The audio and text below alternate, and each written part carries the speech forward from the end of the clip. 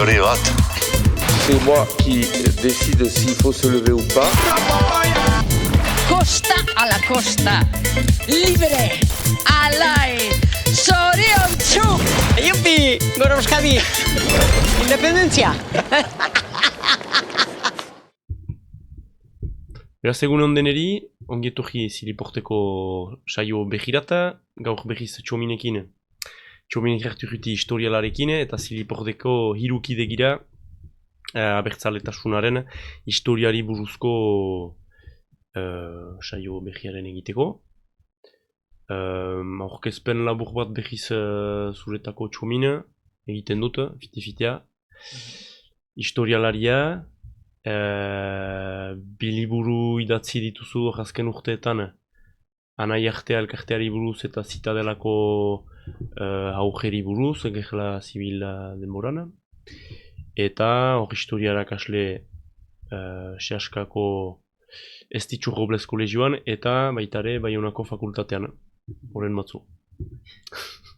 Eta beraz, zu kanboarra sortzez, gorein txenperen bizi, eta ibilia gazte mugimenduetan, gaztetxetan, orain EH baieko kide, eta zerbait azten dut? Untsa da. Hale, beraz, hastean gira, gaurko emankizuna edo saioa izanen da beraz abertzaletasunaren ikujeri buruz. Zentzunen dugu Txomine, gu ere jodajean gira pixka bat, eta gero ikusiko galderak pausatzen ditugu naintzinatu horau edo gero edo gara. Hale, zuri. Beraz, mil esker gomita horrengatik. Entzatuko naiz zuei eta beraz begiralei aurkeztea pixka bat gaur egun mundu abertzalearen ikur nagusiak, horien jatorriak, horien inguruko erronkak eta kalapitak ere bai pixka bat. Beraz, aski orokorra egonen naiz, eta helburua izanen da bakotsaren ezagutzak pixka bat aberastea. Eta hortarakotz, beraz, hiru ikur nagusi definitu ditut. Definitu edo argiki agertzen dira, mundu abertzalean hiru ikur nagusi bat ditugu, ala nola ahmaria, zazpiak bateko ahmaria, ikurina eta arrano beltza. Eta beraz, orain hasiko gira segidan zazpiak bateko ikurraren historiarekin. Beraz, zazpiak bateko ahmari hori, 1882an Jean Jaurgainek sortu duen ikur bat da. Beraz, ikur oso aski berri bat da, aro garaikidekoa baita. Baina sortu zularik, nahi zuen sortu simbolo bat, bilduko zituenak Euskal Herriko zazpi probintziak, eta probintzi horien historia edo ikur historikoak hartuz, elkartu denak ikur bakar batetan, Euskal Herriak ukan dezan bere ikurra. Eta beraz, horrentzat oinarritu zen zazpiak bat lemaren gainean, zazpiak bat lema Agostisao eta Arturo Kampionek argitaratu zutena 1826an liburu batean. Eta zazpi Euskal Herrietako euskaldunek dedikatu zuten liburu batean. Eta beraz, osatzeko ahmari hori, agertu zena lehen aldikotzen irudian ikusten duzuen Donibane Loitzuneko Euskal Pestan, hartu zituen probintzia bakoitzeko ikurrak. Lehen arazo bat zuen, eta zen Siberuak eta Lapurdik ez zutela ahmariarik. Hegoaldeko probintzia guziek historikoki bazituzten horien ahmariak, baina Lapurdi eta Siberuak ez zituzten. Eta ez zituzten asmatu behar izan zituen, edo inspiratu behar izan zen beste nun baititik. Eta hortakotz hartu zuen Lapurdirentzat Lapurdiko hiriburua den herriaren ikurra. Makea? Lapurdin da makea. Eta ez dena Baiona. Hor, lagun batzu kontentzaren dira. Uztaritze! Beraz, hartu zuen Uztaritzeko egiaren ahmaria. Urguñak ere berdina du. Urguñak ere aipatzen du berbada horiek izan zirela hiriburua garai batez, hori denak ez dira ados. Eta beraz hori hartu zuen Uztaritzeko ahmaria, zeren Uztaritzen iraultza arte lapurtaren biltzara han biltzen baitzen, eta beraz garai hortan edo iraultza arte Uztaritze baitzen Lapurdiko hiriburua. Eta Siberuarentzat hartu zituen Siberuko bizkondeen ahmaria. Hala nola Leoin hori, Lapurdin bezala. Beraz, hori, 1882an agertu zen lehen aldikotz marrazki afitxa hortan ikur hori, eta segidan politikari eta jende ezberdinek bere ganatu zuten eta hasi ziren baliatzen. Eta horien artean, Arana Anaiak, Bizkaiatik, oso aproposa iduritu zitzaien ikur hori, eta hartu zuten bezain fite hasi ziren ere bai modifikatzen. Hor ikusiko dugu bezala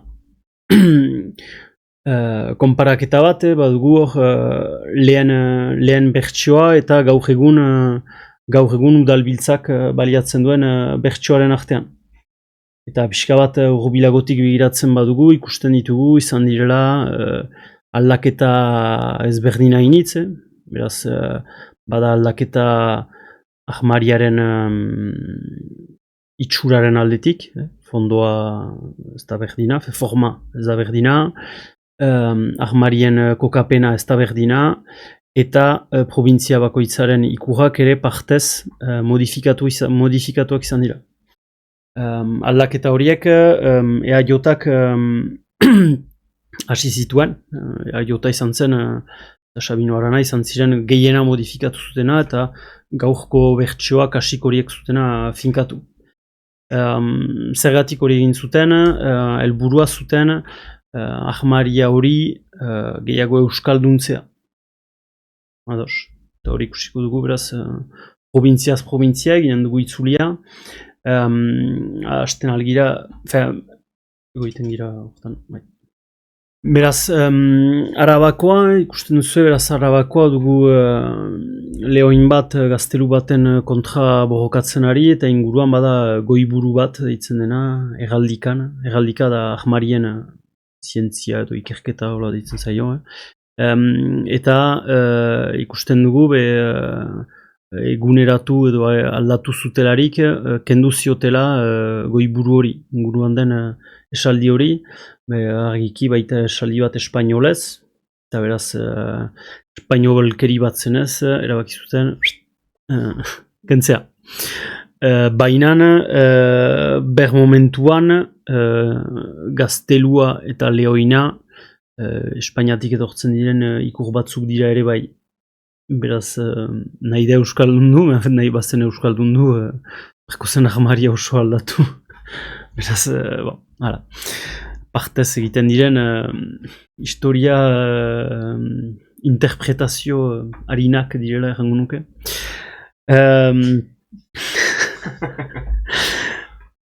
Lapurdin, berdin, Lapurdin, ikusten zuen, hasieran bazela lehoin bat ahmatua eta ondoan Zitori Lili bat.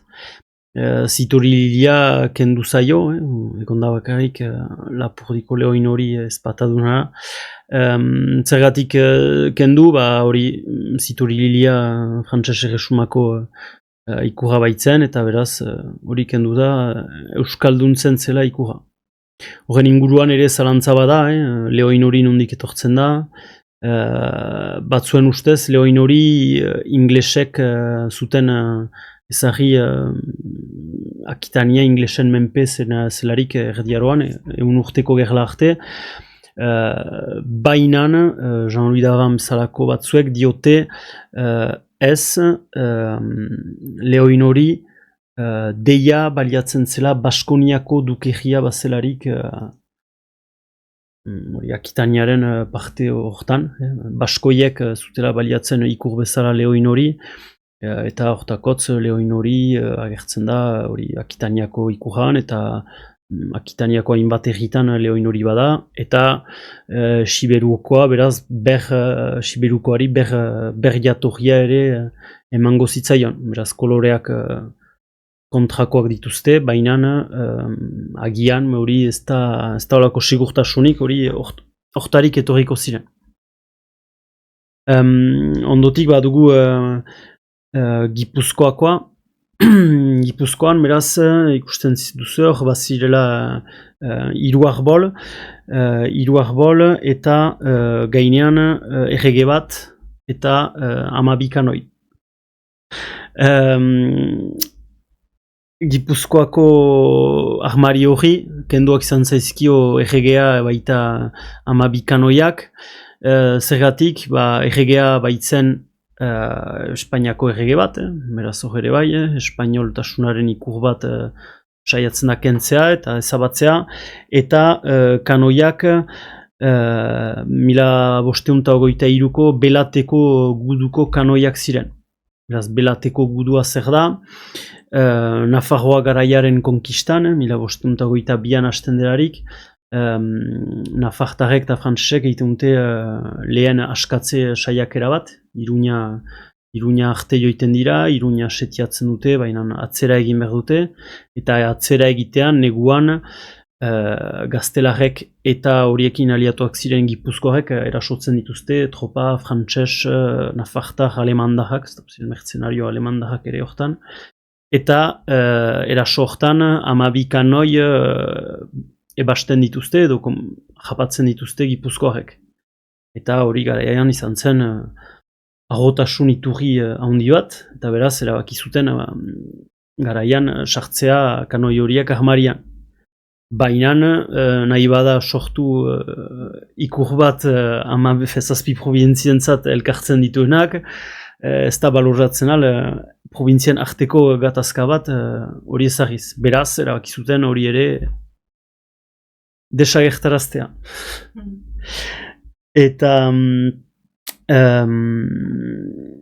Eta azkenik hori esplikatzeko Gipuzkoako armariaren jatorria, baditugu azpian uain batzuk, surita urdinak, beraz, erreala etzen oraindik existitzen garaian, pentsatzen da erreala dela inspiratu koloreentzat hortarik, baina hori uainek itsasoari referentzia egiten dute, eta arbolak dira hagin ajuntak, markatu. Arbolak agina juntak dira, beraz dira arbol batzuk badutenak badirudi horien ostoak pozointsuak dira, eta referentzia egiten du barduliar populuari. Barduliarrak zen aintzinateko populu bat, badirudienez bizizena Gipuzkoako eremuan, eta erromatarren konkistaren parean, nahiago izan zutenak horien burua pozoindu arbol horietako ostoak janez, ez eta errenditu erromatarren parean. Beraz hori abnegazio eta kuraia eta resistentzia ikur bat bezala agertzen da.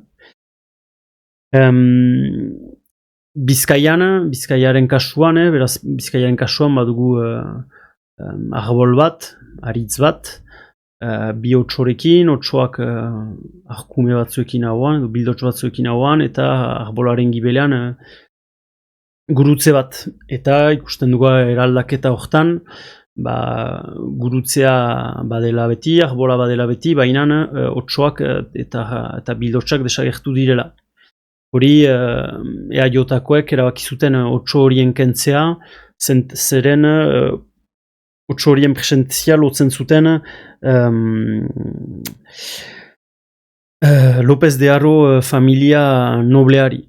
Eta berdin, Sabino Aranari duditzen zitzaion familia hori zela familia bat lotua zena espainoltasunari eta Espainiako erregeei, beraz, hori, familia noble horren ikurra kenduna izan zuen, desagertarazteko hori.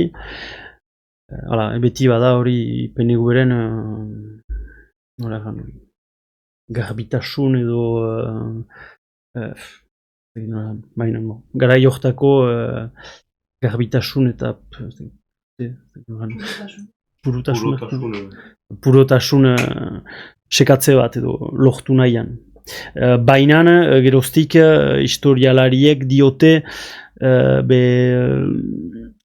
Otsoak ez zirela bortxaz López de Haro familiari lotua, baina zabalduagok zirela Bizkaian eta ez dela bortxaz espainol jatorriko ikur bat. Aritza pentsatzen da segidan Gernikako arbolaren aritza dela.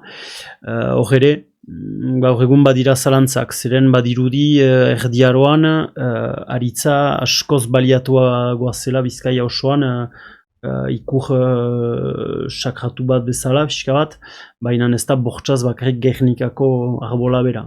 Aritza orokorrean Bizkaiako simbolo azkar batzen. Eta aldiz hor, ikur bakarran zerbait gehitua izan den, Bizkaiako ikurran ikusten duzu badula inguru bat, goiburu bat bezala, gurutzetxo batzuekin, gurutze horiek, gurutze dira San Andreseko gurutzeak. Zentzurtan diren gurutzeak. San Andreseko gurutzeak dira, eta San Andreseko gurutzeak lotzen dira Ahigorriagako batailari. Beraz, erdiaroan, bataila hori ez dakigu zein urtekoa den, eta ez dakigu ere izan denetz, badirudi badela mitologia alde zerbait bataila horren inguruan, baina Ahigorriagako batailan Bizkaitarrak borrokatu omen ziren Leondarren kontra, eta Leondarrak kanporatu zituzten Bizkaiatik, eta Ahigorriaga ere badirudi hola deitzen dela, zeren ahiak Leondarren odolez estali zirenez lekuari Ahigorriaga izena eman zitzaion. Eta beraz, hori berdin, espainolismoaren kontrako borrokaren ikur bat bezala zenetz, erabakizuten hori PNV-koek sartzea zazpia bat ahemarian keinu hori. Eta bukatzeko, beraz, badugu Nafarroko erresumarena.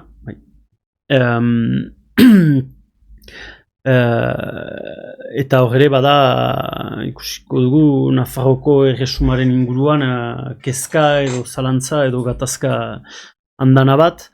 Beraz, hau paradoxalki edo aski berezia da, baina gaur egungo bertsoan ez da bat ere edo kasik bat ere aldatua izan lehen bertsoarekiko, lehen zazpiak bat ahmariarekiko. Alta, hunek du historia mailan ukan aldaketa hundiena eta gaur egun hunek du kalapita gehiena sortzen ere iruditzen zait. Beraz, ahmaria hori hor ikusten duzue, hiru data ezberdin, eta hiru data ezberdinetan forma eraldaketa bat badugu. Gauza da, ahmaria hori 13. mendean sortu zela, beraz, zaharra da, baina momentuan ez da ere lotua Nafarroko erresumaren hasierari. Lehen Nafarroko ahmari hori, 13. mendekoa, Tibalt lehenak du emaiten, eta Tibalt lehena deia frantses jatorriko errege bat zen. Beraz, Champagnako, bai. Eta beraz, nola ezan, Nafarroko ahmarian justifikatzen dutenak hori dela Nafartar eta Euskaldun guzien ikurra eta hori dela garbiena, hori ere frantses batek du ekarri Nafarroko erresumarat. Beraz, beraz, 13. mendean hori izar sortzia darreko formako ikur hori jarri zuen Nafarroko erresumari, eta emeki izan da horren eraldaketa bat, puntak zabaldu dira eta puntak lotu dira, gehitu dira hitzetxo batzuk bezala, erdian punta berde bat, eta hori izan da evoluzio bat. Eta 16. mendean, izar hori, edo ikur hori, bilakatu da kate ikur bat. Zergatik kateak lotzen dira, zein batailari? Navas de Tolosa. Horixe bera, Navas de Tolosako batailari, eta Navas de Tolosako batailan, beraz, Sancho azkarra borrokatu zen Nafarroko musulmanoen kontra, eta garaipen handi bat eraman zuen, eta badirudi bataila hortan bere zaldunekin erasotu zuela zuzenean musulmanoen buruzagiak bere gotor lekua edo babes lekua inguratu zuela esklabuz lotuak zirenak kate horiekin, eta Sancho azkar horrek kateak hautsi zituela, sartu zela, eta ez dakit hil zuen buruzagia, baina nahi batzi zion bere argibaitxirik ederrena, eta beraz kateekin eta argibaitxiekin sortu zuela armaria berri hori. Salbu, untsa entzun baduzue, Navas de Tolosako bataila da 1212an, beraz 13. mendean, eta kateak agertzen dira soilik 300 urte berantago. Sancho azkarrak berak ez zituen kate horiek ezagi bere ikur bezala. Eta zergatik hori,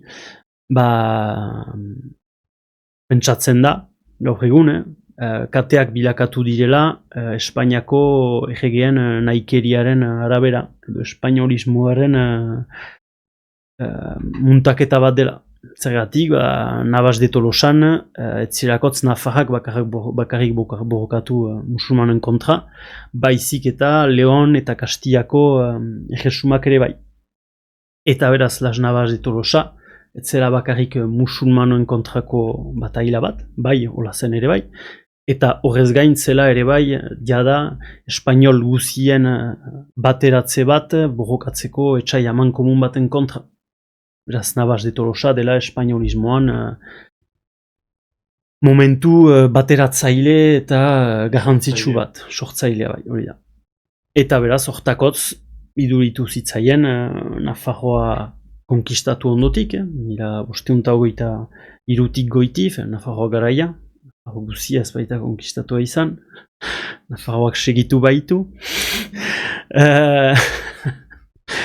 Beraz, hola pentsatzen da, kateak ezagri zirela justuki lotzeko espainolismoari edo espainol batasunari. Eta beraz, horrentzat, beraz hori da gaur egun azken hamarkadetan, ohartu edo jakinden zerbait, eta horrentzat gaur egun gerozta gehiago mugimendu abertzalean, eta bereziki ezker abertzalean, gerozta gutiago baliatzen dira kateak, eta itzultzen gira gehiago beraz erdiko ikur horren erabilerara. Baina horrek ere, ala ere beti gatazkak sortzen ditu. Eta Teobaldo aintzin, ez da kateri, ez da ikur hori ez da bat ere? Ez. Ikurraren lehenagoko zela lege. Ez, nik dakidan ez, bederen ez, nik iduitzen zait, baden lehen aztarna dela 13. mendekoa, bai. Teobaldo horrek ekarriak. Beraz, errege euskaldunek, Nafarroko errege euskaldunek ez dute sekulan erabili. Bakarrik frantsasak ziren Nafarroko badirudi, bai. Bai. Mito bat. Barkatu. Espero dut lo eginen duzula. Kontatuko du asisko ondoko aldean. Bai.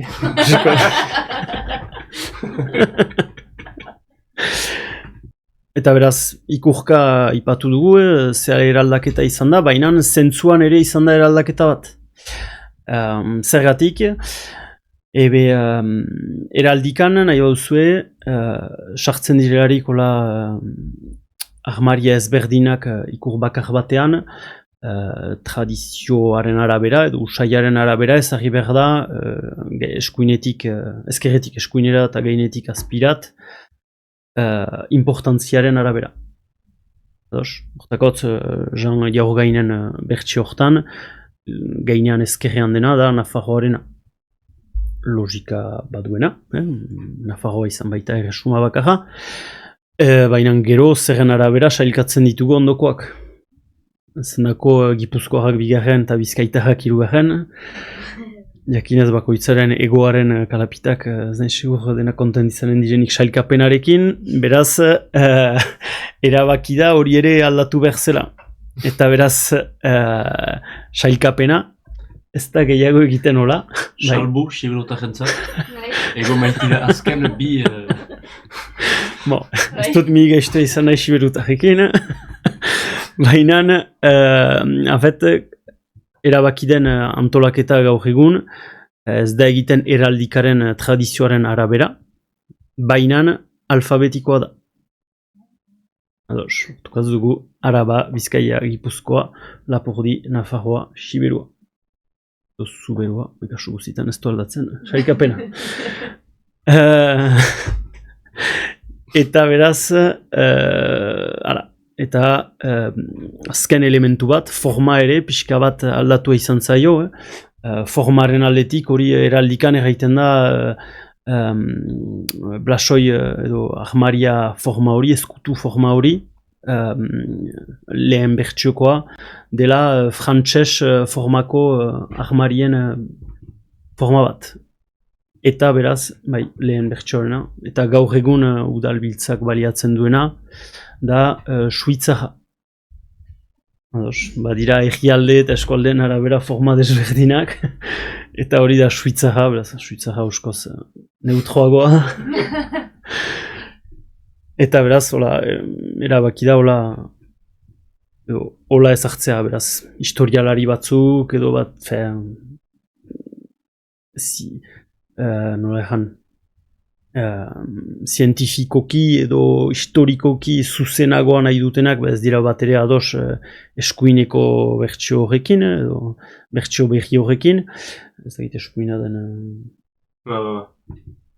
Ez duko ezkerrean da, jendek ikusten dira. Ez ikusko duri. Ikusko duri. Nire eskuina da. Hori entzat ezkerrean da? Ez. Bai.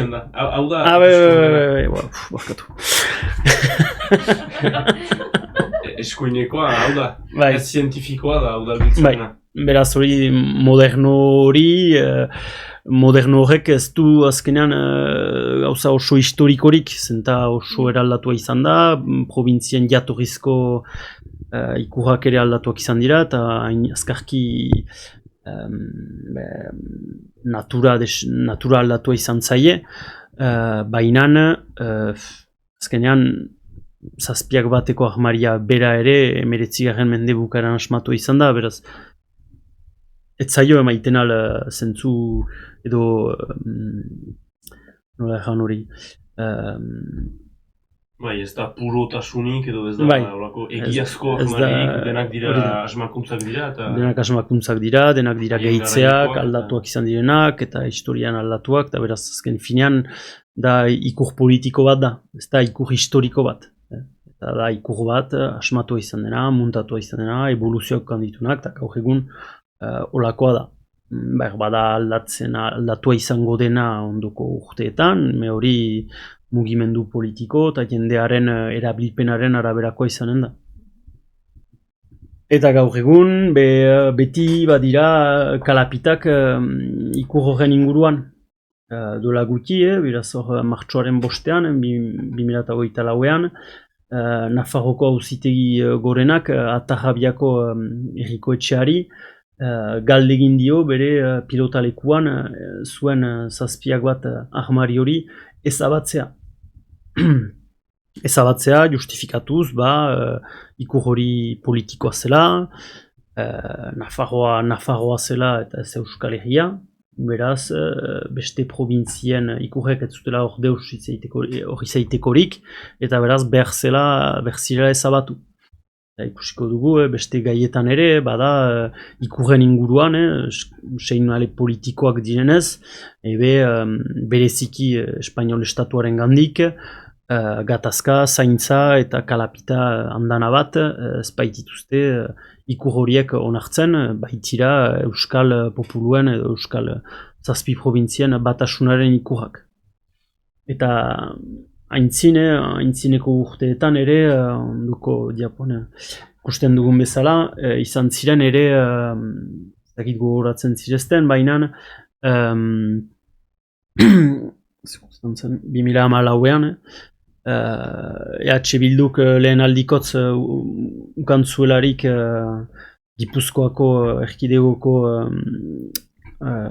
kontrola edo botere politikoa, turismoa sustatzeko autopisten bazterrean ezarri zituen olako panela hundiak, Euskal Herria Bazkuntri, eta panela hundietan beraz sartu zituen 6 probintzietako armari bakoitzak, baita provintzia edo eskualde desberdinetan ikusten altziren edo bisitatzen altziren leku ezberdinak. Eta panel untan adibidez, beraz, ginoen Nafarroko armaria eta baginoen ere Iruñako agesien ikur bat. Bainan, hori ere Espainiako gobernuak eta Nafarroko alderdi espainolistek, PP lehenik, SPP barkatu, UPN lehenik, hori auzitarat eraman zuten eta behartua izan zen Gipuzkoako aldundia horien ezabatzera.